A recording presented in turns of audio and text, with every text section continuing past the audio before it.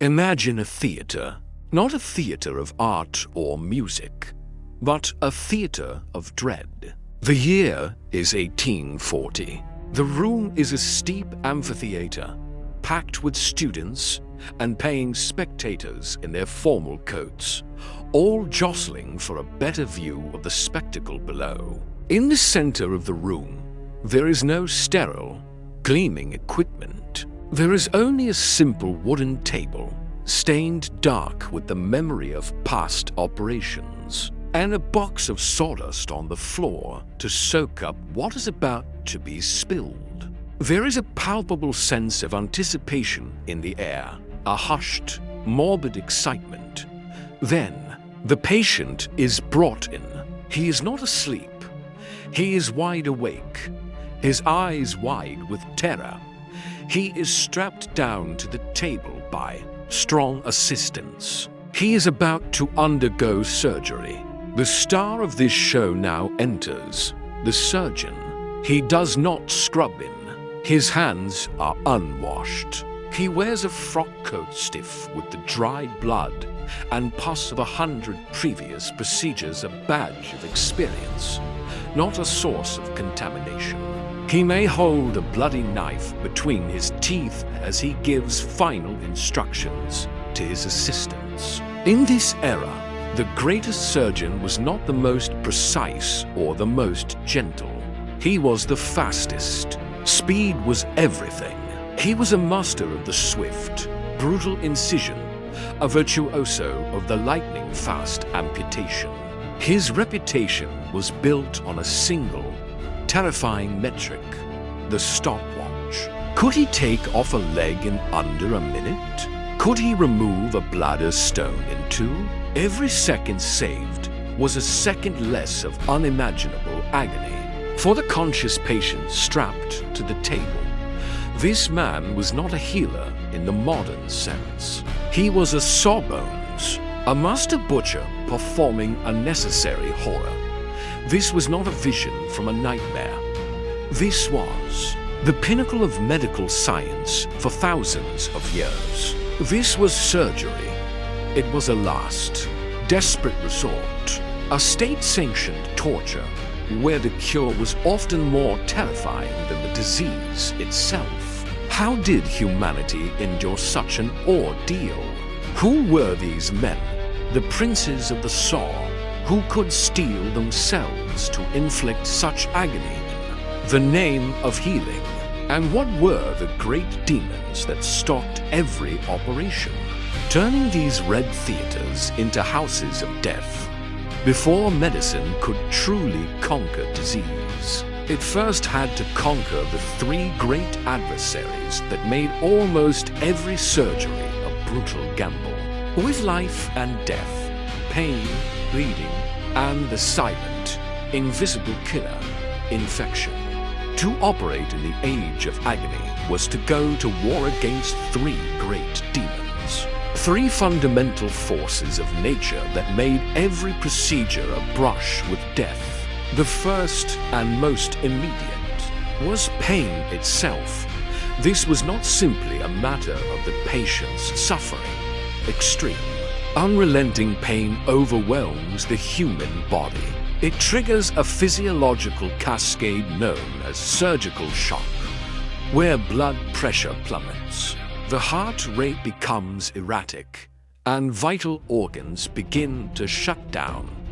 In this era, a patient could die from pain just as surely as from the knife.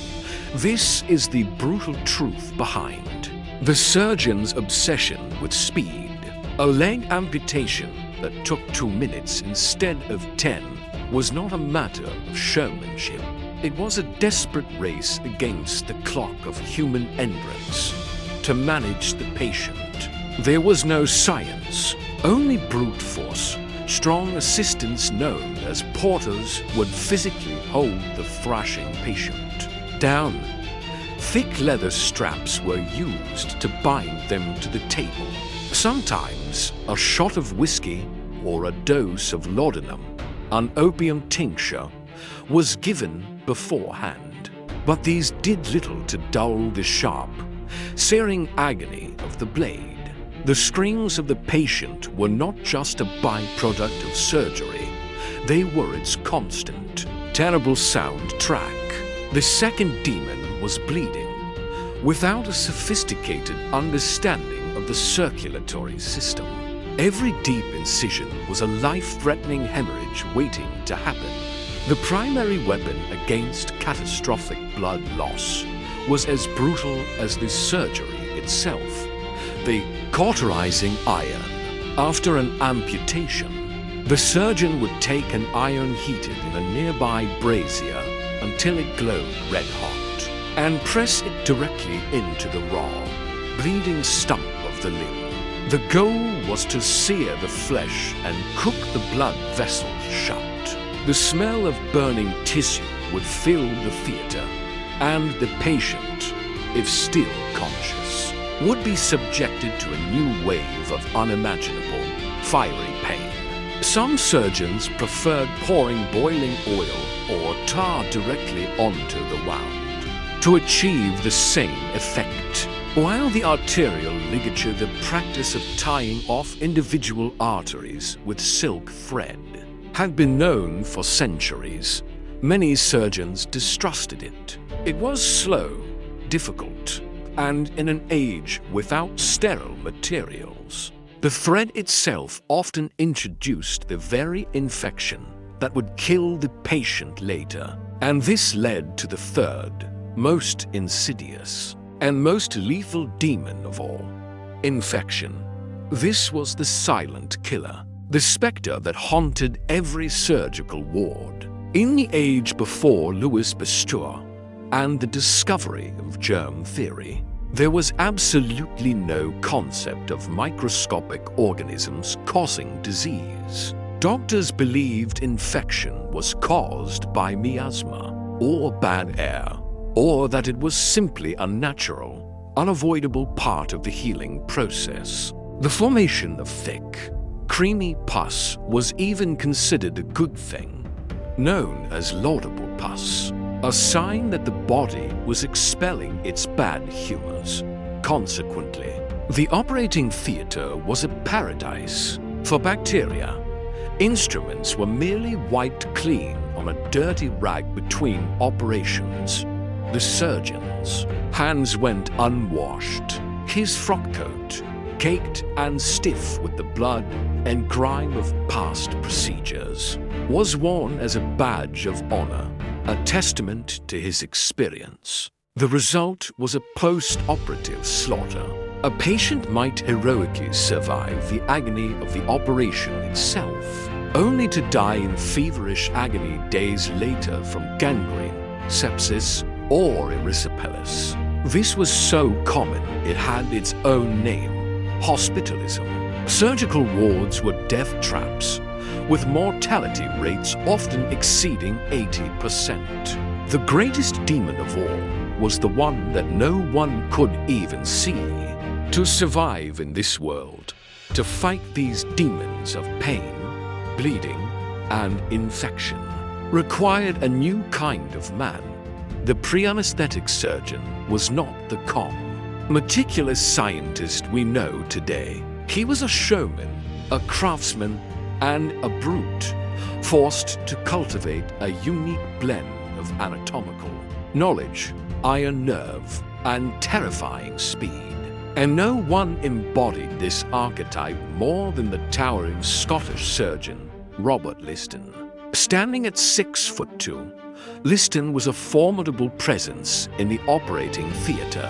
He was famous for his lightning-fast procedures, often striding into the room and announcing to the students in the gallery, "Time me, gentlemen, time me," before beginning his bloody work. His speed was legendary. He could amputate a leg in 2.5 minutes, from the first incision to the final stitch. In one famous case, he amputated a leg in just 28 seconds. But this speed came at a cost. Liston is a figure in perhaps the most disastrous surgical case in history: the only known operation with a 300% mortality rate. The story goes that while amputating a patient's leg, he worked so quickly that he accidentally amputated the fingers of his young assistant, who was holding the leg down. Then, with a wide flourish of his knife, he slashed through the coattails of an elderly spectator who had crowded too close to the action. The result was a catastrophe. The patient died of gangrene, as was common. The assistant also died of gangrene from his mangled hand, and the spectator, believing he had been stabbed in a vital organ, dropped dead from sheer fright. Liston's case, while extreme, highlights the theatrical and high-stakes nature of pre-anesthetic surgery. The operating theater was just that, a theater. Surgeons performed for a paying audience of students and curious onlookers. A surgeon's reputation, and by extension his wealth, was built on his performance. A swift, decisive, and successful operation could be met with applause from the gallery, cementing a surgeon's fame and attracting more patients. A slow, fumbling, or failed operation could ruin a man's career. Overnight, they were public figures, their successes and failures on full display. This created immense pressure to be not just competent, but dramatically so. They were the stars of a grim and bloody show, and every operation was an opening night. But what was the psychological toll on these men who had to inflict such incredible, intimate violence every single day? They had to learn to build a wall within their own minds, to emotionally detach from the screaming, terrified human being on the table in front of them. They had to learn to see the patient not as a person, but as a set of anatomical problems to be solved with a knife and saw. To the public, many of these men seemed callous, unfeeling, even cruel. But this apparent lack of empathy was a necessary survival mechanism. To feel the full weight of every patient's agony, to be haunted by every death from infection, would have been psychologically unbearable.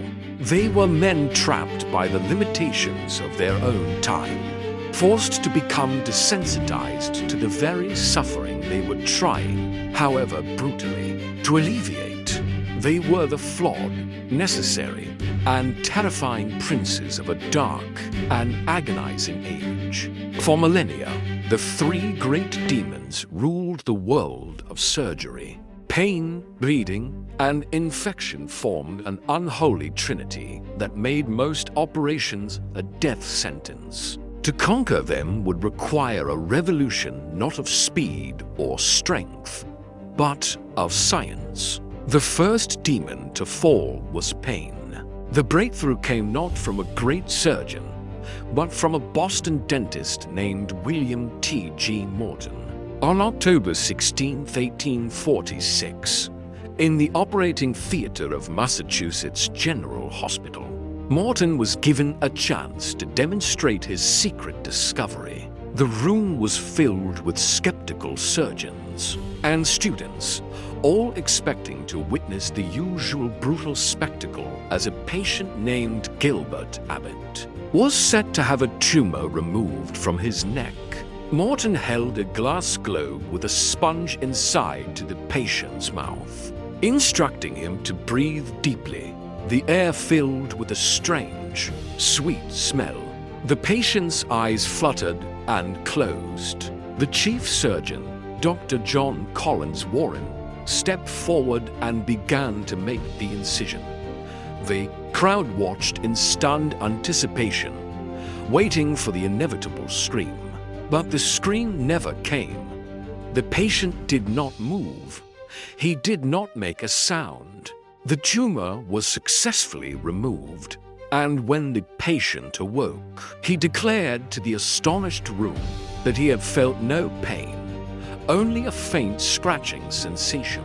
After a moment of stunned silence, Dr. Warren turned to the audience and uttered some of the most important words in medical history.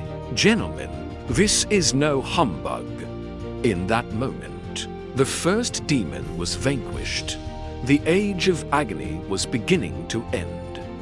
With pain conquered, surgeons no longer needed to race the clock. They could take their time, which allowed them to finally defeat the second demon, bleeding. The brutal hot iron of cauterization was slowly replaced by a more elegant and effective technique: the arterial ligature.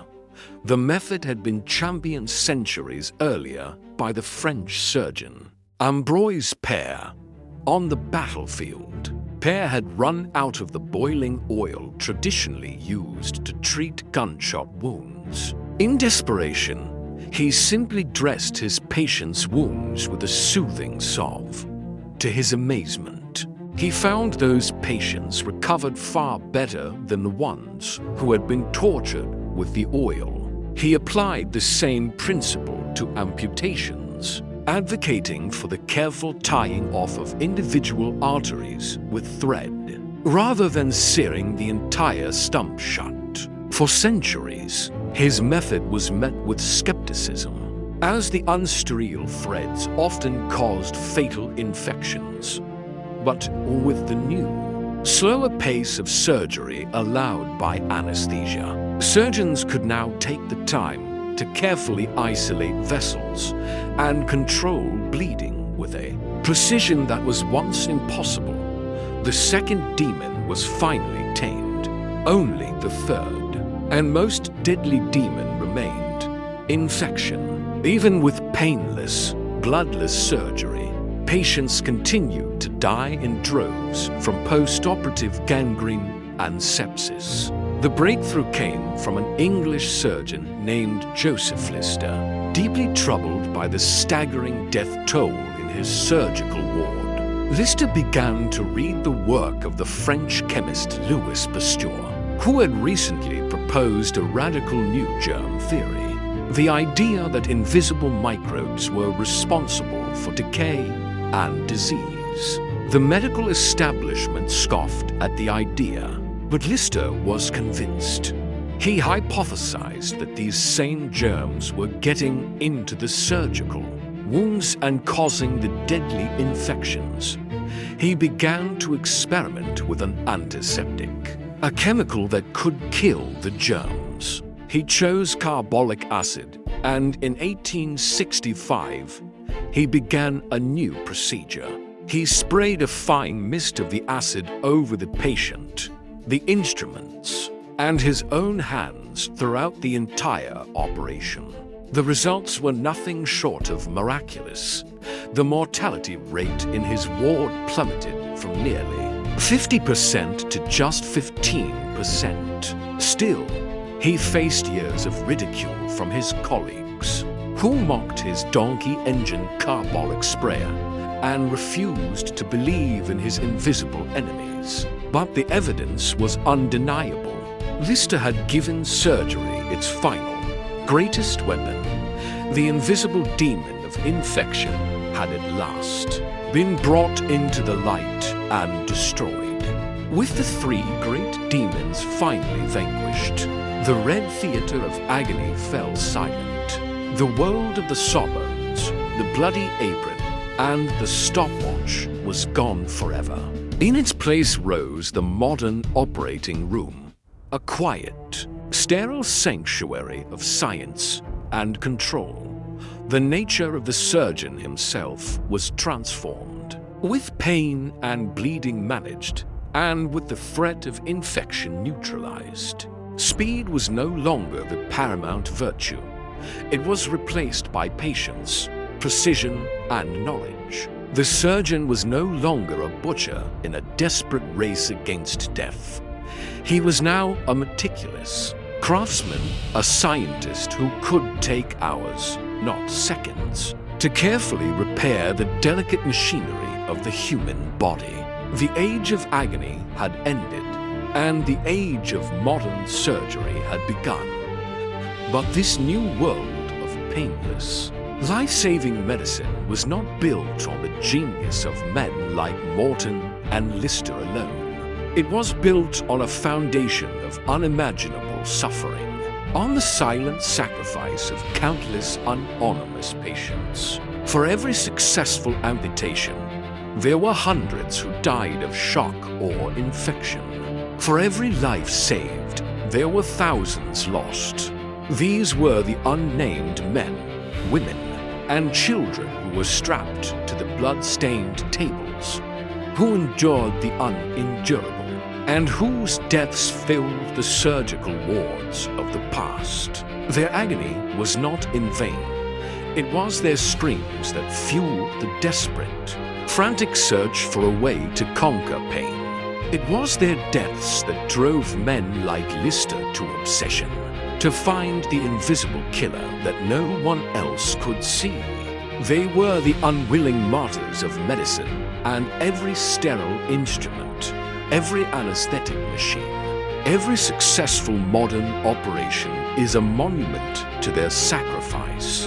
The history of surgery is a chilling reminder of how thin the veil of civilization can be, and how recently in human history we managed to conquer such fundamental horrors. Today, millions of people are wheeled into silent theaters, where they are put into a peaceful, dreamless sleep, and their bodies are mended by the calm, steady hands of science. It is a modern miracle we take for granted, but it is a miracle that was purchased at a terrible price. A victory won in the red theaters of the past through centuries of agony, terror, and the screams of those who came before. The silence of a modern operating room was bought with the screams of the past. What does this story make you feel about the medical miracles we now take for granted? Share your reflections below. To support our telling of these vital histories, please subscribe to the Black Chronicle.